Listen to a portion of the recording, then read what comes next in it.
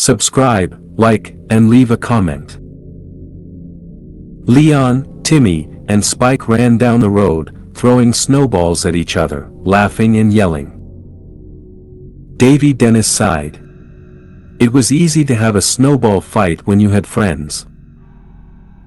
It was only workable to do it solo if you loaded up an automatic ball launcher with ice and stood before it. It was also tricky to join in with a group of kids he didn't know. Throwing a snowball at a buddy was funny.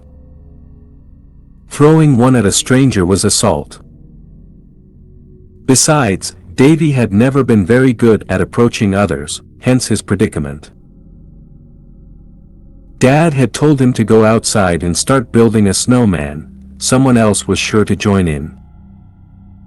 While that tactic might have worked when Dad was a kid, times changed. There was a new approach to making friends that he and his father had yet to figure out.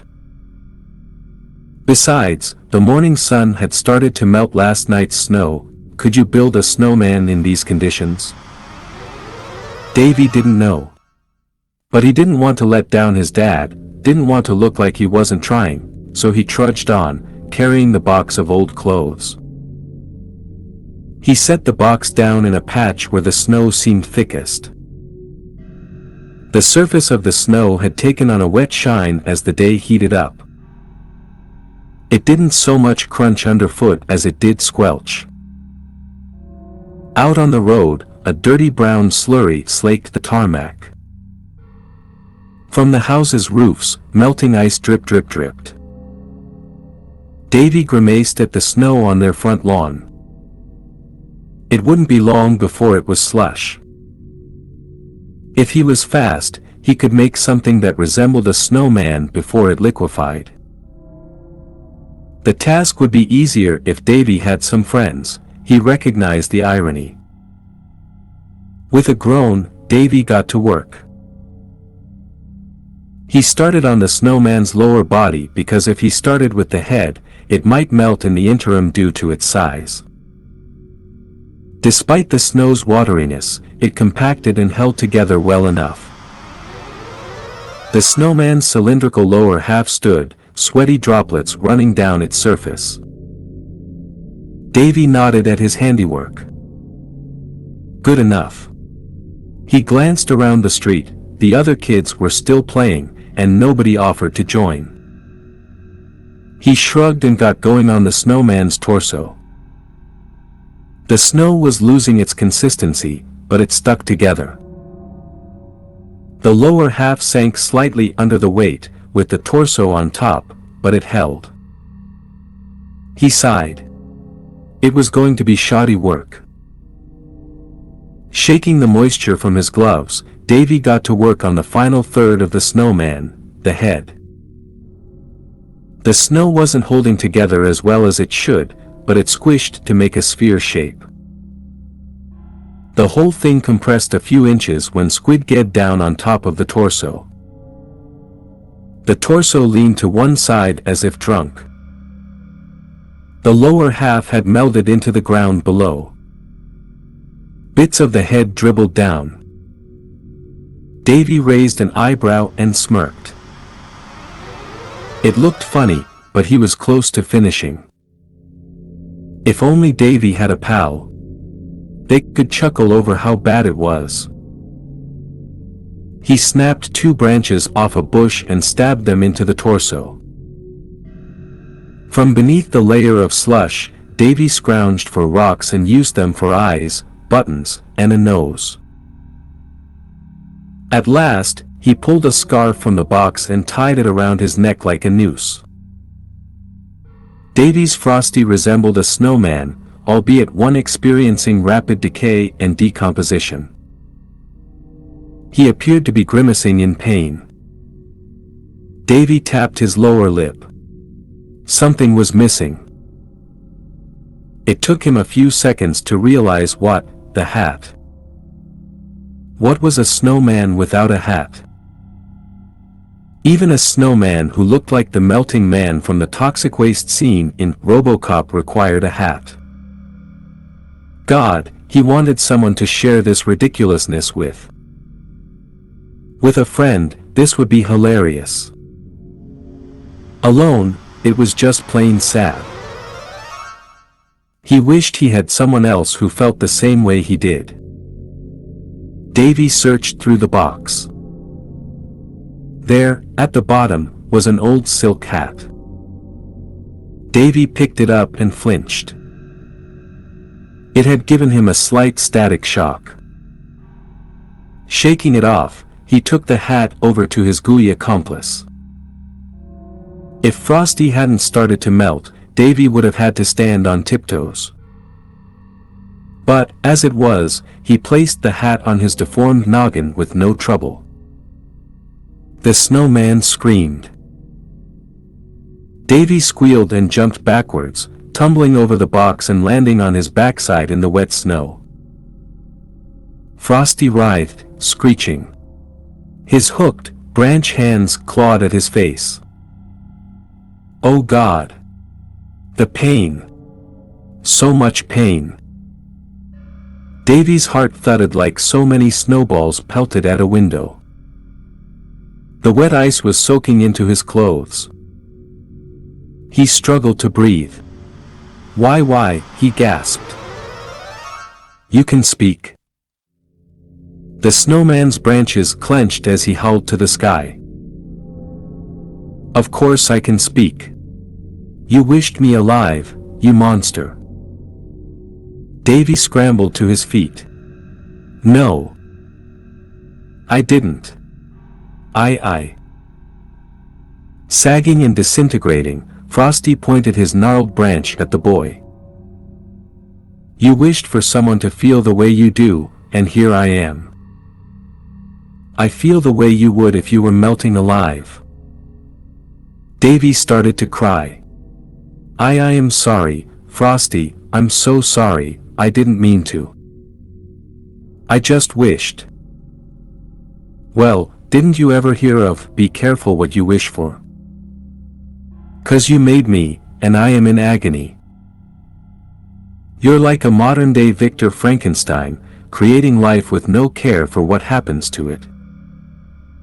His hot tears splashed into the snow. What can I do, Frosty? Frosty vomited up a gray-brown slush that splattered over the snow. Kill me, shrieked the snowman between retches and gasps. End my torment. Every second I exist is torture. You wished me into being, now be a man and end me. Davy panicked. How? How on earth, the hat? The hat. It had all started with that old silk he had found. Davy darted forward and yanked the hat off Frosty's dented dome. There. But the snowman continued to spasm, and his cries didn't stop. It didn't work. God, it didn't work. You can't just undo what you've done that easily. You made life, you fool. Davy dropped the hat and ran his hands through his hair, pulling at the strands. How? What do I do? I don't, a hairdryer. What about a hairdryer? Frosty's screams rose in pitch. A hairdryer? A hairdryer? I'm experiencing the absolute agony of melting to death and your solution is a hairdryer? You're like Ripley in Alien, Resurrection when she burns her failed clone alive. She should have shot the poor creature instead. At least make my passing as quick and easy and pain-free as you can, you sadist. Don't you have a gun or anything? Davy wailed. No.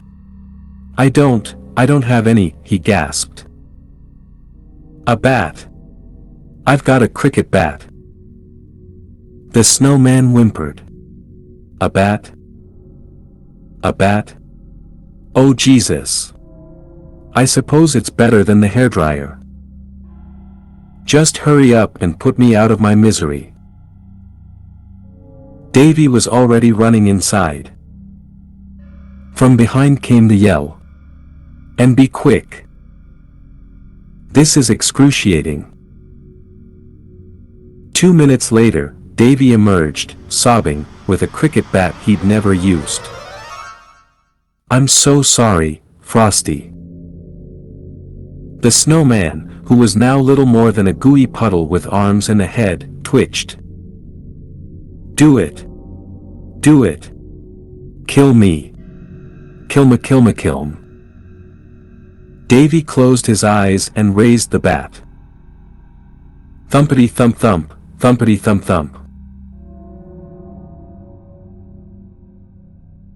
Bairstow is an isolated harbor town at the end of a peninsula on the coast of Maine, organized as a self-governing plantation, a law unto itself.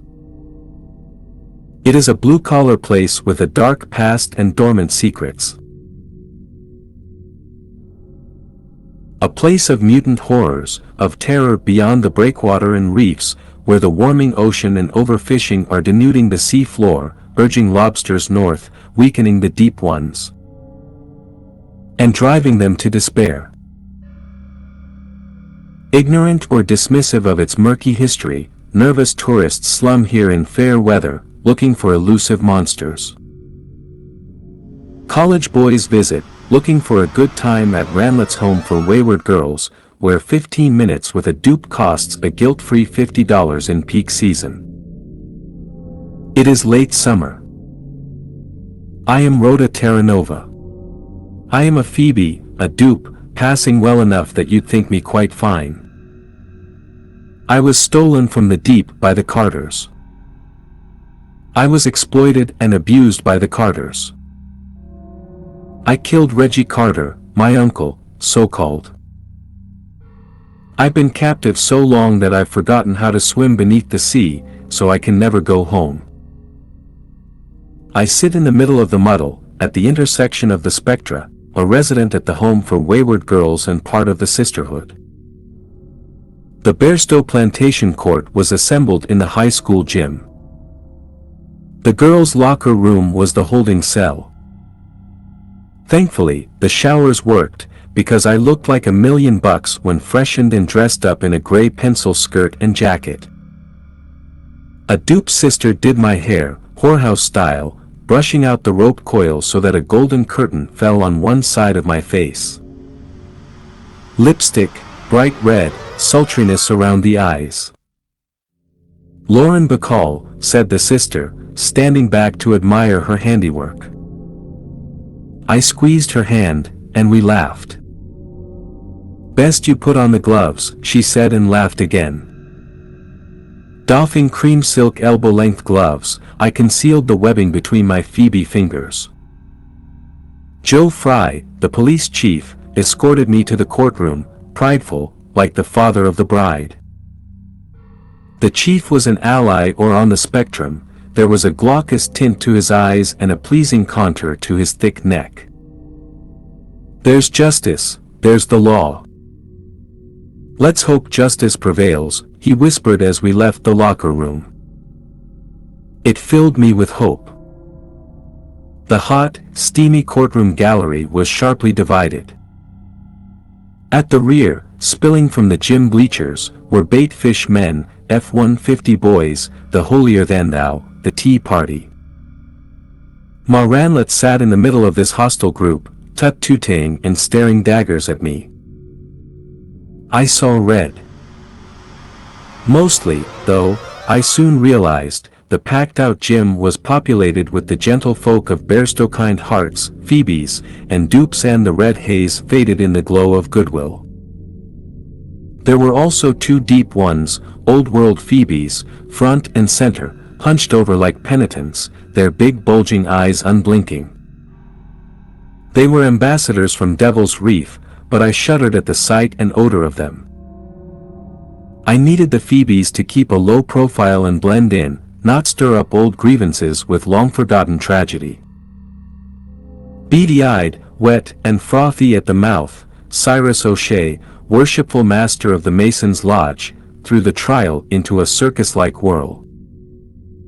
O'Shea was a frequent visitor to Ma Ranlate's home for wayward girls, a Carter buddy, and every inch the whorehouse sadist, treating the sisters as spittoons. To O'Shea, to Ma Ranlate, we were soulless reptiles. He spoke for the bigots on the bleachers, for the dead man, Reggie Carter, my uncle, the victim, so-called. It was my turn. I am Rhoda Terranova, and I am representing myself, Your Honor. Yes, Your Honor, I do understand the serious nature of these charges against me. Hang M, drown M, or let M go. If guilty, they hang the Phoebes and drown the civilians.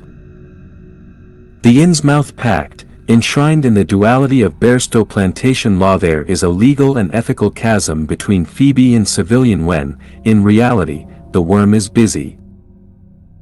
And there is a continuum of identities across gender, across the tense skin that separates the waters from the air. Spectra. Yes, Your Honor, I killed Reggie Carter, but it was not premeditated, and it was not in cold blood. It was in that red haze of anger that I spiked Reggie in the kidneys and watched him die slowly in a pool of his own dark blood. In that stark moment, even the bait men, gathered at the forced open door of the boudoir, could see this was right and this was just. They did not send for a doctor or for the cops. They watched Reggie die. They remembered the beatings and the screams of the pretty little Phoebe girl from before. Carter had it coming to him. Alas, their heads were subsequently turned by Cyrus, by Ranlate, by zealots at the harbor bars, by the threat of lost income, by the Carter family's control over the bait fishing boats and their opiate supplies. Cyrus O'Shea, the prosecutor and ringmaster, went straight to the heart of things with that amphibian jibe, pointing a fat finger in my direction. A cold-blooded lizard, cunning and heartless, she planned this outrage. You can't have it both ways, O'Shea, I raged, out of turn. You can't treat me like an animal, but hang me like a man. The mayor and selectmen were judge and jury, sitting at 3 of the lunchroom tables. They looked like they'd rather be anywhere else, doing anything else but preside over this murder trial. They flicked haplessly through the plantation law books as the trial proceeded, looking for a way out of the mire, wistfully staring at the red exit sign at the back of the gym. While Cyrus O'Shea squawked insults, stirring up trouble where there'd been peace for generations ever since the Innsmouth evacuation, nearly a century ago.